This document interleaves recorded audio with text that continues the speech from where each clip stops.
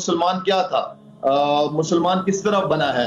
और जो बात करते हैं इंसाफ की, दीन जो है वो हमारे, हम कहते हैं कि दीन अमन का है, अमन का है। हम मानते हैं दीन अमन से फैला है, लेकिन साथ में दीन तलवार से भी फैला है। तीन सवाल पूछे एक सवाल में। पहला सवाल के हिस्ट्री से पता चलता है कि इस्लाम तलवार के जोर पे फैला कि नहीं, लेकिन ये मुझसे पूछ रहे क्या ये हकीकत नहीं है कि 3000 से ज़्यादा मंदिरें गिराई गई थी और मस्जिद बनाए गए और बहुत से लोगों का कत्ल किया गया है। ये बिल्कुल गलत है, अफवाह है। ये मैं कह सकता हूं कि कुछ मंदिरें शायद गिराई गई होंगी, इससे मैंने कहा तो एक भी मंदिर नहीं गिराई गई। हो सकता है कि कुछ मुसलमान अपने आप को जो मुसलमान कहते हैं उनने आके कुछ मंदिरों को गिराया होगा और मस्जिद बनाया होगा, हो सकता है। लेकिन ये कहना कि 3000 से 6000 मंदिर गिराए गए, ये बिल्कुल अफवाह है, बिल्कुल गलत है, बेबुनियाद है, बिल्कुल बेबुनियाद है। कुछ मुसलमान राजाओं ने गलत काम किए होंगे, उससे आप इस्लाम को दोषी नहीं ठहरा सकते। अगर हिटलर ने 60 लाख यहूदी को जिंदा जलाया तो मैं कह सकता हूं कि क्रिश्चियनिटी खराब है? बिल्कुल बेबुनियाद है। वो हिटलर ने किया, बाइबल में तो ही लिखा है कि जलाना चाहिए। इसी तरीके से ये खाली अफवाह है।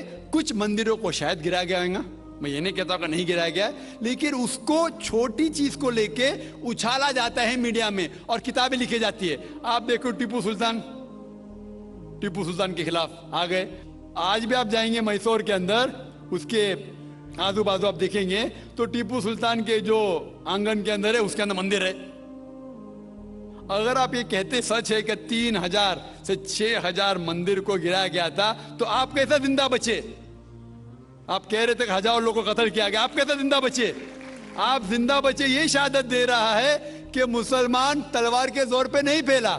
अगर ये सच होता था, आपने कहा हजारों लोग का कत्ल किया, कुछ लोग का शायद कत्ल किया गया। देखो, हर मजहब में there are black ships in every community.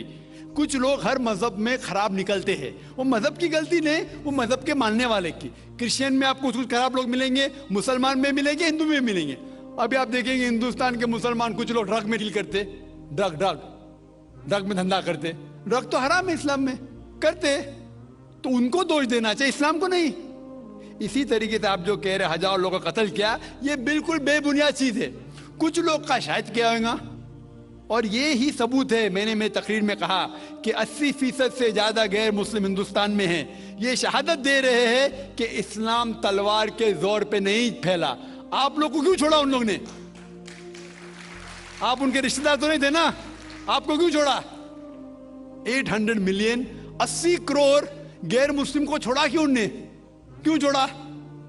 अगर दमी था हुकूमत की 1000 साल, सब लोग को मुस्लिम बनाते थे। इससे यह जाहिर होता है कि इस्लाम तलवार के बलबूते पे नहीं फैला।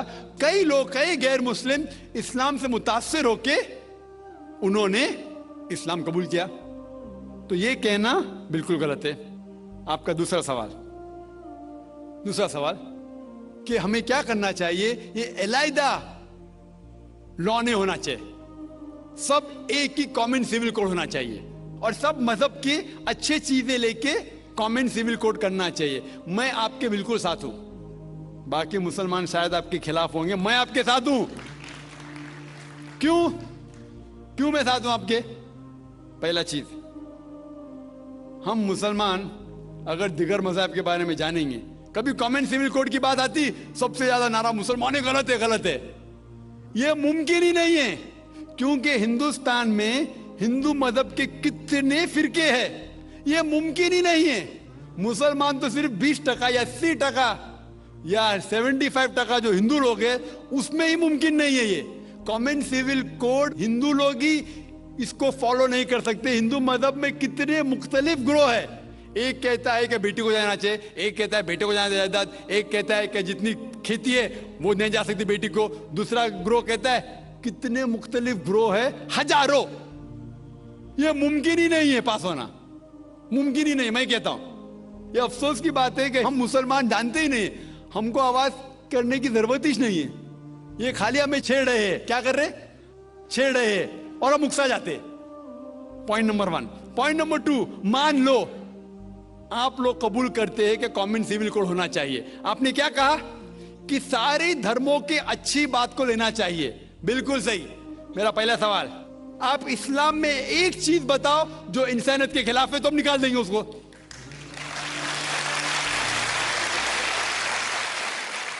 आपका ये कहना बिल्कुल सही है कि बाकी मज़ाहिब की अच्छी चीजें जो है, मिसाल के तौर पे मैंने तकरीर की similarities between Hinduism and Islam, तो जो अच्छी चीजें हिंदुइज्म की मैं ले चुका हूं। Similarities between Christianity and Islam, जो अच्छी चीजें इस आयत में ले चुका हूं।